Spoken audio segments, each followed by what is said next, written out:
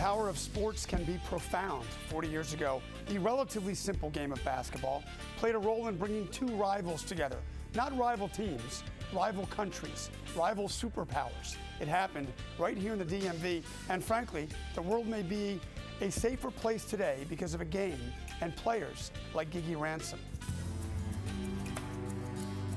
Back then, GIGI Ransom was a power forward in a game pitting superpowers. I was a political science major at the time, but the focus for us was on basketball.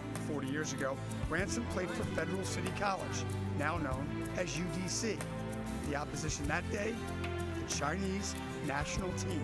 It was a tremendous honor to be included. This was diplomacy through sports, the hardwood version of can't we all just get along? This was before President Ford flew over to China for his first official visit as president. Tonight, Ransom and her teammates were honored for playing their part in world history. The media coverage was phenomenal. The Chinese team was victorious. The game was quite physical. But the way GIGI sees it, the world was the biggest winner, all thanks to the game of basketball. It's those involved in sports really have a very high influence on international politics. There she is. There's GIGI Ransom, number 12 in your program, number 1 in your hearts. Welcome back to Sports Talk. GIGI Ransom, thank you for being here. And thank you for having me, Alex. Congratulations. Thank you.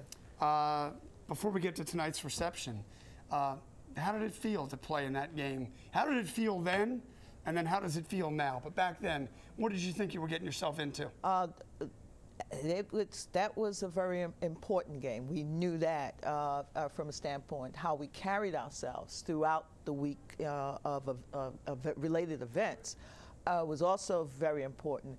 But we knew it was of high significance that we represent the United States with the highest level of dignity and respect. Has the last 40 years given you sort of more appreciation for how powerful that those 40 minutes on a basketball court were? Yes, yes, especially with the skills level that's involved. It wasn't a matter of having a weapon, I'll just leave it like that, but it was all based on skill. Tonight at UDC, during the women's game, they started the game at 5 o'clock over there in Northwest. You and your teammates were honored with a reception. How did that feel? Do you see most of these teammates, or had you not seen some of these folks for a long time? Well, some haven't seen for a long time. Some I do. I'm in have close relationships with still at this time. It was good seeing a couple of them I haven't seen, and for some of the players that followed our team, and especially when it transitioned over to the University of the District of Columbia from the Federal City College.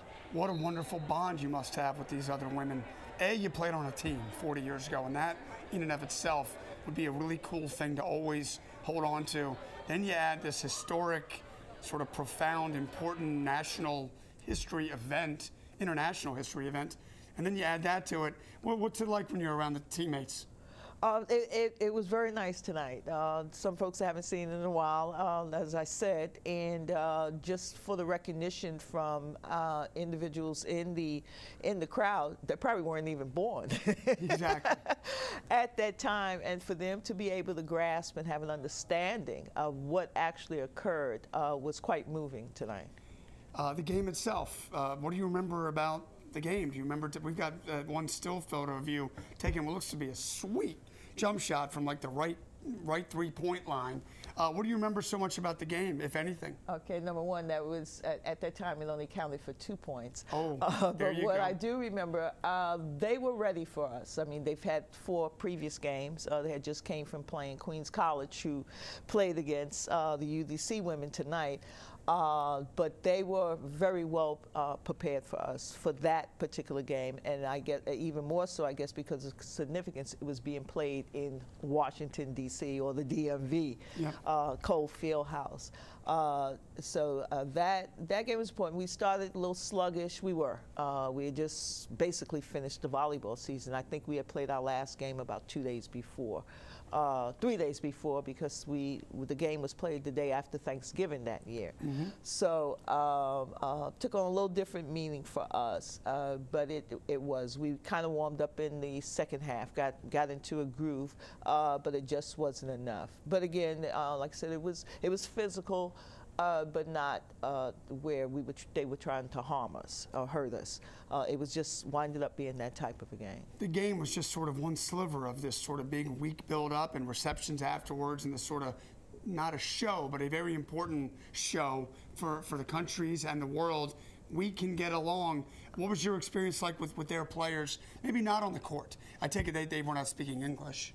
Oh, no. So did you speak with them through translators? What was that like? Yes, we went to, there was a reception for us at the Embassy of China, and at that time it was still located on Connecticut Avenue before you crossed over. I can't remember the name of that bridge. Food was just fabulous to have their original cuisine. Took me about 2-3 months to get used to Chinese food again here in America. Chinese food. They had an interpreter. We were allowed to sing some of the nursery rhymes, and there was a couple of songs that they had us sing, that were very simple, basic songs, surrounded by Secret Service and State Department. At that time, Assistant Secretary, I think it was John Richardson, gave a short speech welcoming the team and whatnot, and both teams, and particularly about the event, how the game was played. GIGI, thank you so much. Great to meet you. Thanks for having us out today. Sure. Congratulations, 40 years. Yes. Is that jump shot still like pretty sweet? Oh, yes. You look like you can still play. It can be. I have a little knee issue I've been dealing with for a while, but I'm starting to get it back, and would love to have a team, some young ladies that I can help develop here in Washington. Wonderful. Once a shooter, always a shooter. Yes. Thank you, GIGI. All right, you're welcome. GIGI Ransom. When we come back, I think it's either the second biggest or the biggest upset in the history of sports. It celebrates its own anniversary today. You can weigh in on this if you'd like on Twitter @ParkerSports. We'll be back after this. Don't go away.